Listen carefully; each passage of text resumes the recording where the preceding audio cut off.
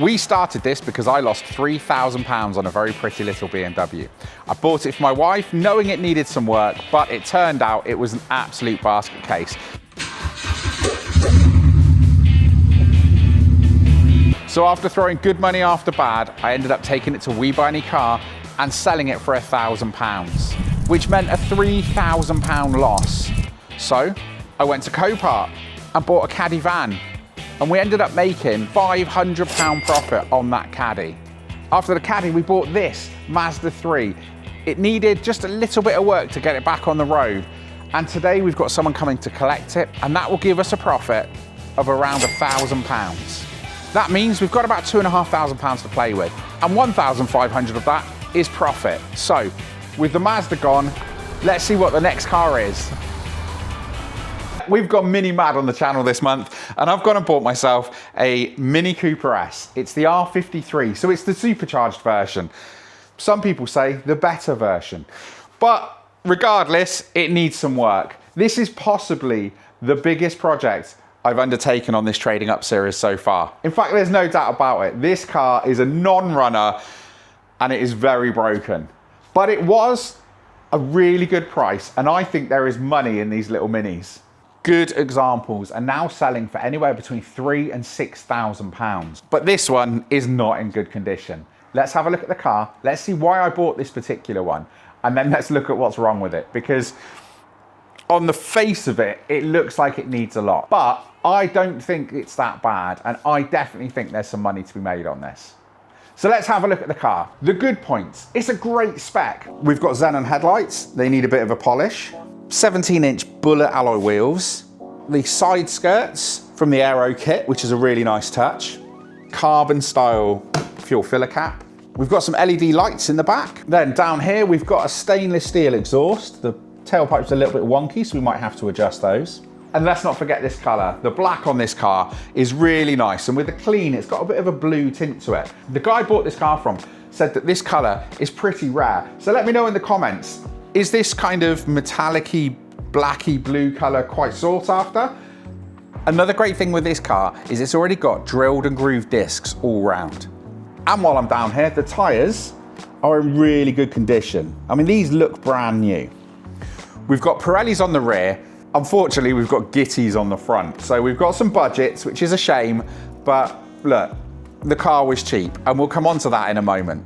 As well as the carbon filler cap, we've got the red mirror caps, which gives the car a nice little accent. What isn't nice, on the other hand, is these. We've got some LED, I can imagine, sequential indicators, and I am really not a fan, so they're gonna have to go. The front bumper that is just sitting on the floor next to the car has got a TRC splitter. I don't know if that's worth any money. We've got some LED side lights, and it's got the black grills as well. Whenever I buy a car and I see an owner's club sticker in the window, it always makes me think this is probably a good car. It's been loved, someone's looked after it, they've spent money on it. So yeah, do you know what? That's always a good sign. Inside the car, again, it's just a nicely done little Mini. So we've got the 3-spoke steering wheel. It's got the carbon fiber spoke covers. I'm not so sure about the ring in the center of the airbag, but from a standard equipment point of view, it's a bit of an interesting spec. It's got the double clocks above the steering wheel. So we've got the rev counter and we've got the speedo, but then we've also got the center binnacle here. So I'm not sure why you would have these two here and not a chrono pack or sat nav here. It seems like a bit of a weird spec, but I've seen a bunch of cars for sale with the 2 clocks above the steering wheel and then the standard dial in the middle. It's a weird one. I don't know, maybe it'll be better out on track. I'm not sure. But anyway, let's have a look at the rest of it. So down here, we've got a DAB Bluetooth stereo already fitted. We've got climate control. And then we've got electric windows and all the standard stuff in the switch panel here. There's also a couple of other additions. We've got a wind booster. I mean, I don't know what that does. I think these guys approached me for a sponsorship once, but I didn't really see how the product would make a difference. So I turned it down. Well, I guess now I can actually find out what this thing actually does. Also, we've got an ultra gauge fitted. Now that in itself is about £100. And we can see that this car's got some really nice bits on it. So that means I'm not gonna have to spend money on upgrades because they're already here. Oh, and not to mention, it's already got a full black leather interior. So that's something that I'm not gonna need to upgrade.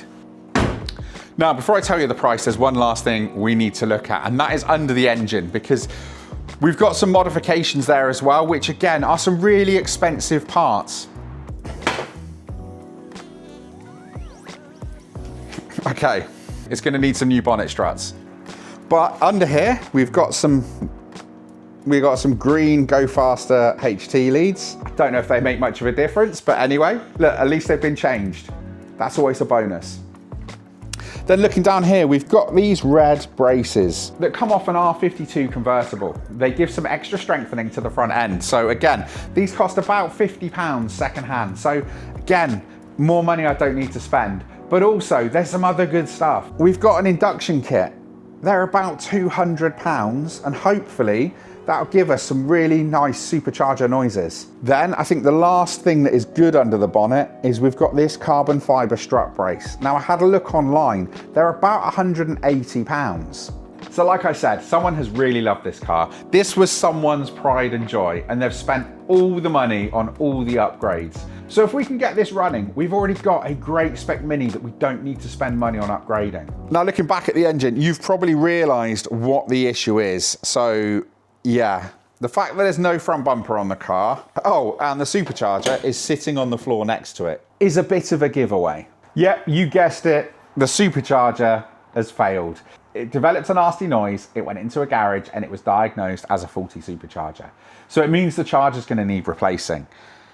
Now this car has got 116,000 miles, I think, and the supercharger service is due at about 100,000 miles. So I'm guessing this wasn't done, and that's what's led to the failure. So we're gonna need to put a new charger on there, but I guess if we get a replacement charger, we're gonna need to service that before it goes on. So we've got a 2006 Mini Cooper S. It's on about 116,000 miles. It's got a load of history. It's got some really nice upgrades, but it's got one big problem.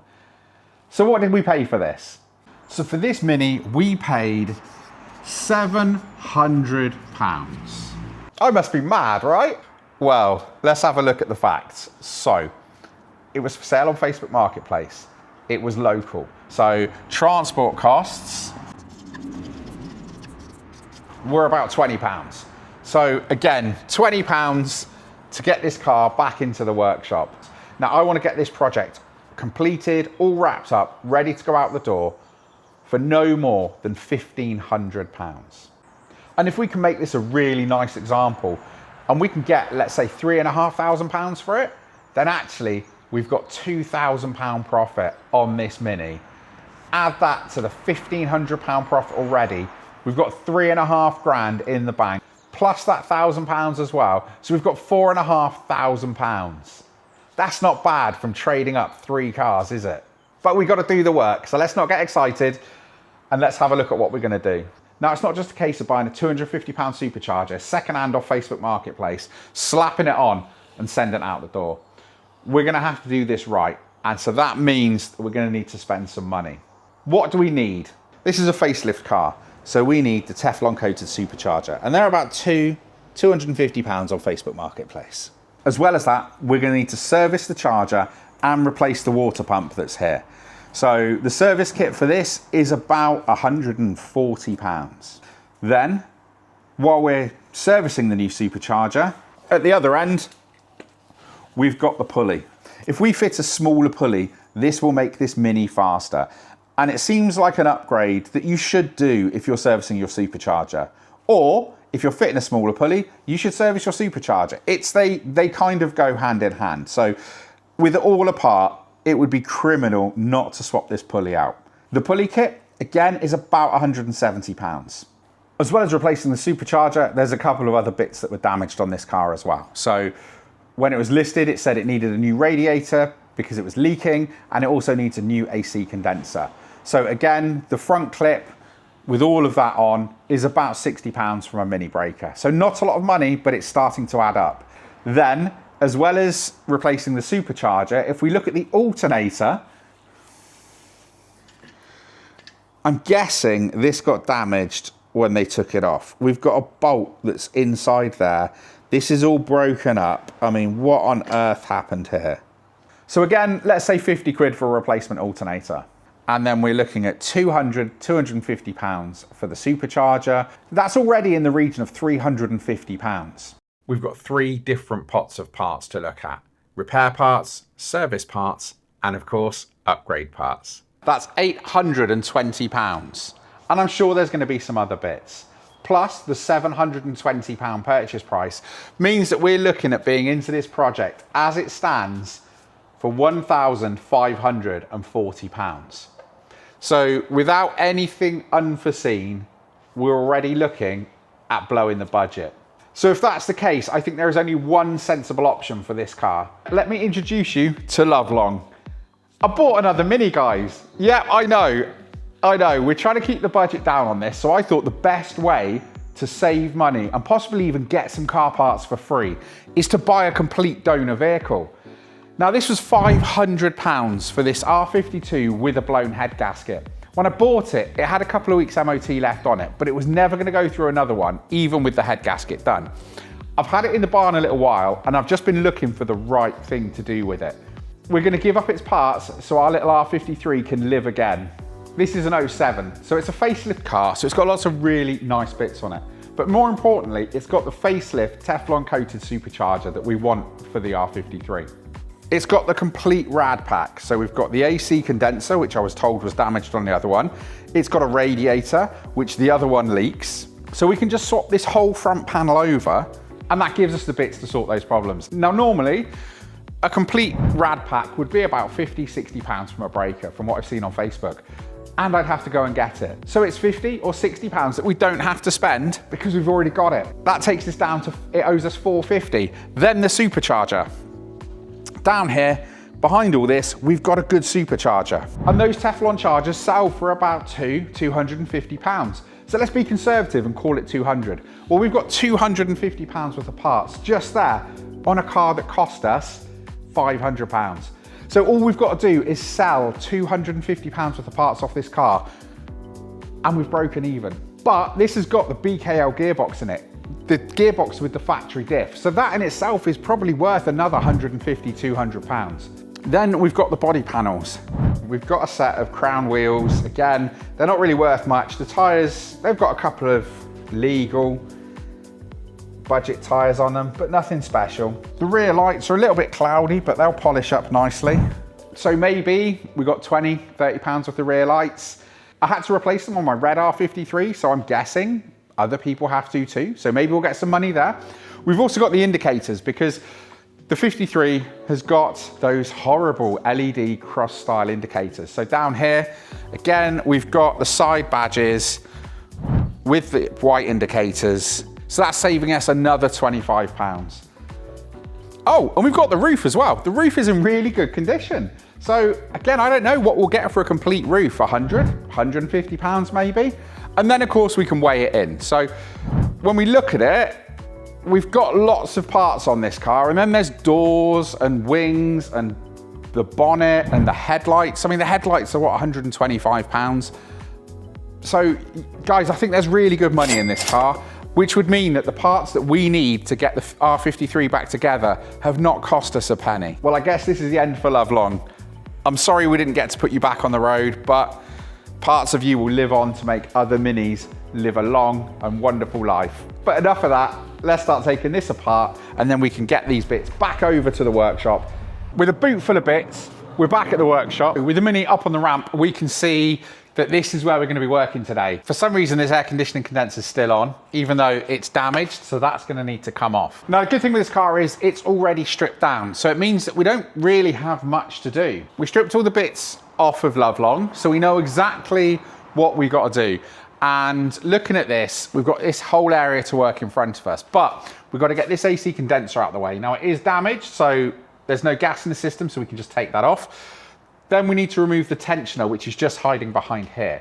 So with those done, that's this thing completely stripped, ready to receive the new parts. Now the tensioner is hidden up behind here. So it would be crazy not to replace this while we're changing everything else. While the supercharger is being replaced, the whole front end's apart.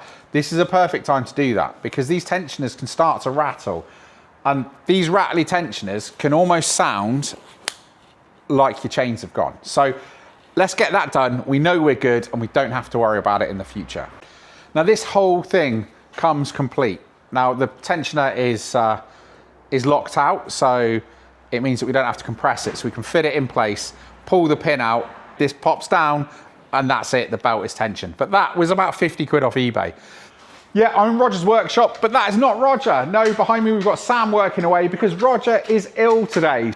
So guys, drop it in the comments. Get well soon, Roger. We are gonna do the supercharger service while Sam gets the rest of that stripped down. So we've got the replacement charger here off of our donor R52 and it's complete. So looking at it, we're gonna need to change the oil, but also we wanna change this pulley as well, along with the water pump that's on the back of the charger here. If we look here in this box from Mar Motorsport, that is incredibly well packaged. Right, so what have we got? In this box, we've got, yeah, as I thought, we've got a new flange for the water pump. Then we've got the water pump. Yep, so we've got a brand new water pump to go on. It's all nice and shiny for now. Along with, again, this is why it wasn't 140 odd pounds and it was 170, because while I was at it, yeah, I know, right? I ordered an aluminium thermostat housing. In this box, we've got a whole bunch of stuff. So we've got the supercharger oil, we've got the water pump O-rings, we've got an air tube, green seal, supercharger horn gasket, small supercharger horn gasket, throttle body seal, dipstick tube O-ring, crank sensor ring, bypass valve pipe, Vitten O-rings for plugs, syringe and pipe, large hose clip, small hose clip, and we've got a little Allen key. We've got the charger oil change to get on with, the water pump change, but first things first, I'm gonna do the supercharger pulley. Right, so the pulley is on the front of our charger here. Again, that's nice and quiet, no noise, which is what we like. I've then got this supercharger pulley puller. Say that after a couple. This was £70, but you can't get the pulleys off without them. Well, you can, you cut them with an angle grinder, and I wasn't feeling that brave. So 70 quid later, we've got a puller tool. So let's put this on and see how it works.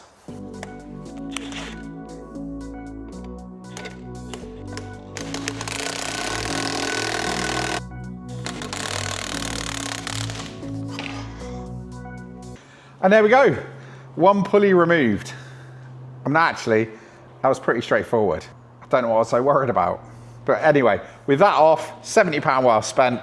And now it's time to get the new pulley. So I've gone for a 15% reduced pulley.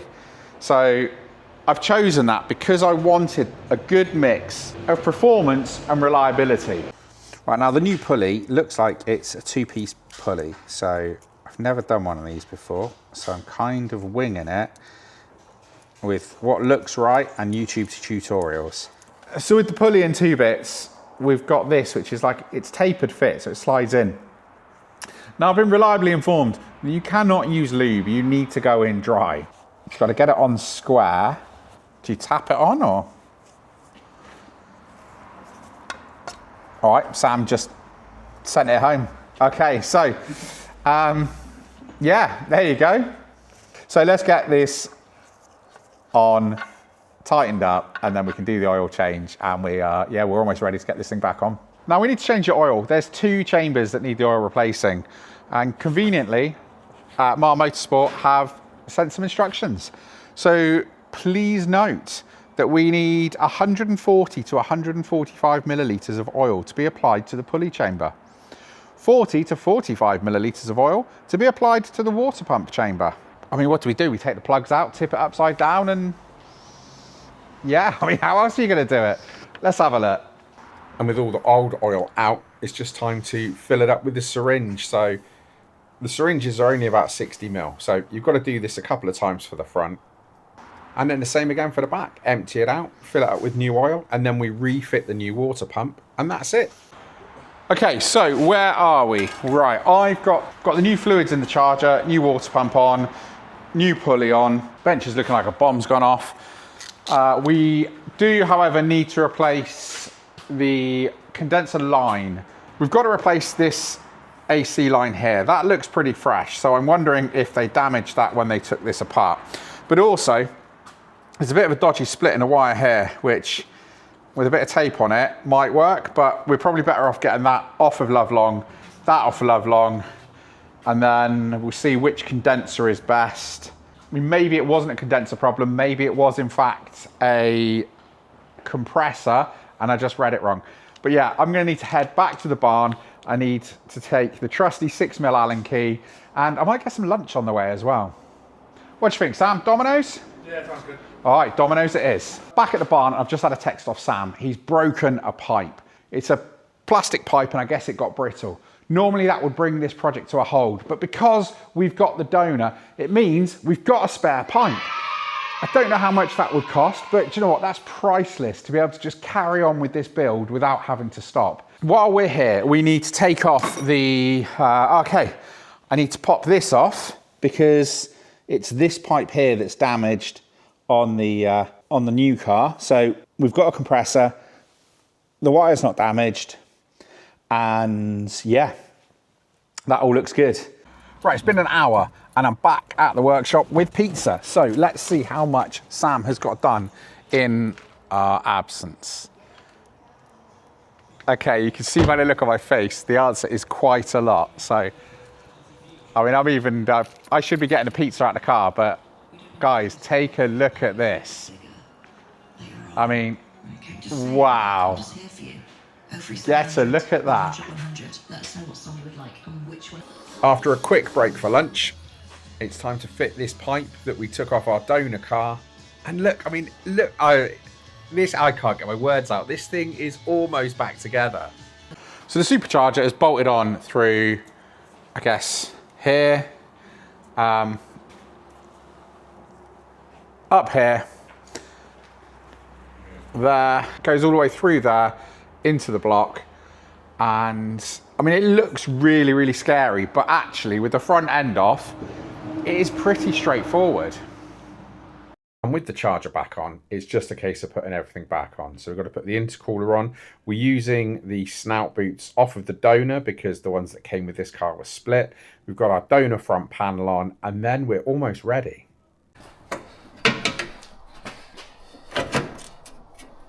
I mean, this is really coming together so quickly. Yeah, I'm blown away by just how this has gone together today. Because literally, this is like a day. Now, I know that the front end of this was already apart, but it only took about an hour and a half to get the whole of Long Love apart, supercharger off, everything else. I've probably spent more time driving backwards and forwards to the barn from the workshop to pick up things that we've forgotten or broken today. So, I mean, guys, look, we're at the point where we're about to take this out for a drive. So, guys, that's got to be worth a like and a subscribe for that, hasn't it? I mean, look how much we've got done in one day and in one video. Right, we've got everything back together. We've put some coolant in. So, I guess it's time to see if it starts. Okay, looks like we need some washer fluid. Let's go.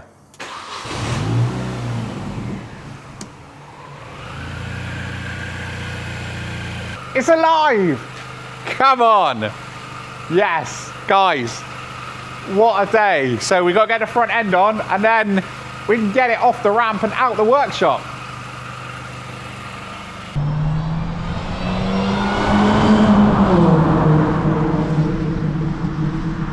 I absolutely love this car. Just driving it around town is so much fun.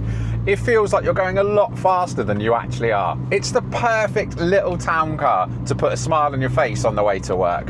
And on the dual carriageways, when you open it up, again, it's just so much noise, so much theatre.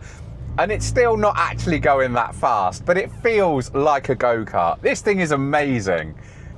At 23 miles per gallon, it's probably not the ideal daily. Well, not if you're doing any sort of mileage anyway. And the road tax on this is £470 a year. It's not cheap. But out on the country roads, none of that matters. No, on these twisty little lanes, you just forget all of that and it feels like you're driving a supercar, not a Mini that you put together over a couple of days with your mate.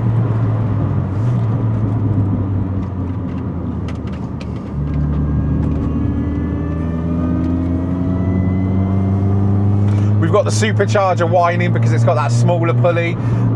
We can hear the induction noise with the cone filter. Oh, this thing is something else. So what do you think? Not bad for a couple of days' work, but it leaves me with a difficult decision. What do I do with it? I bought this to trade up, to recoup the money I lost on that BMW and buy some cool cars along the way. Well, this certainly is a cool car and it's so much fun to drive. It is probably the nicest Mini Cooper S I've ever driven.